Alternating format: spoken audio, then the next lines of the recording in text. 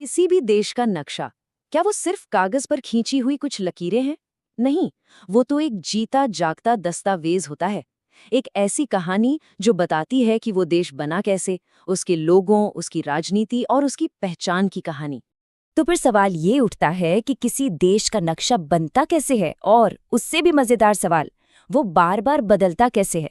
इसका जवाब हमें शासन और कानून की दुनिया में मिलता है। और जब भारत की आती है तो ये चुनौती बहुत बड़ी थी। सोचिए, 1947 में जब भारत आज़ाद हुआ तो वो एक देश कम 550 से भी ज़्यादा रियासतों का एक पैचवर्क ज़्यादा था।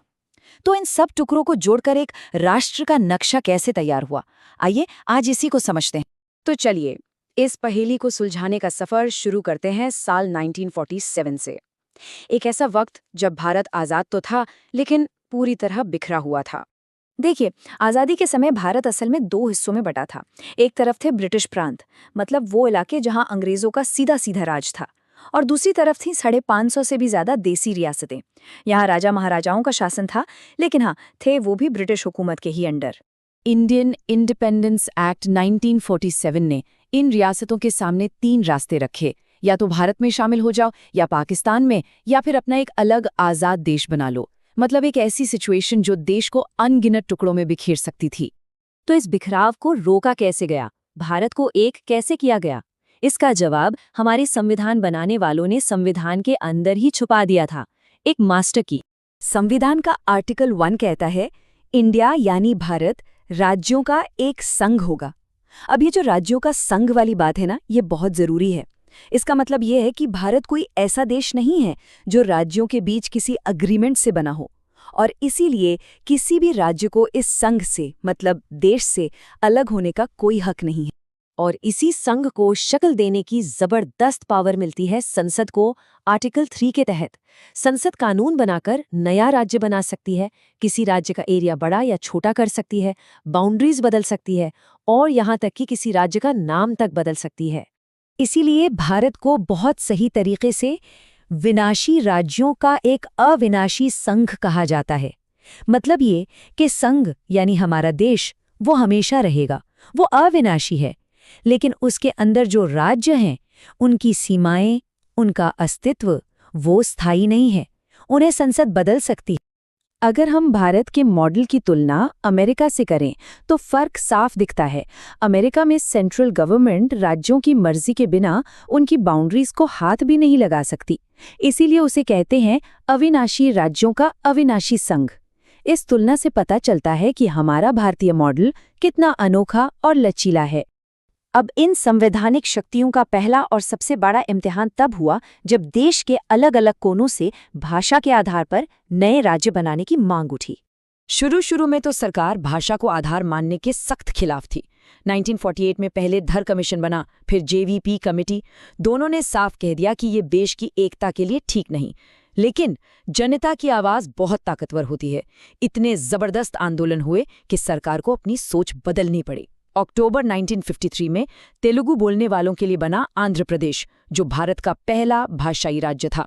बस इस एक कदम ने पूरा खेल ही बदल दिया। फौरन फजल अली कमीशन बनाया गया, और आखिरकार 1956 में पास हुआ स्टेट्स रीऑर्गेनाइजेशन एक्ट, जिसने भाषा को राज्य बनाने का एक बड़ा आधार मान लिया।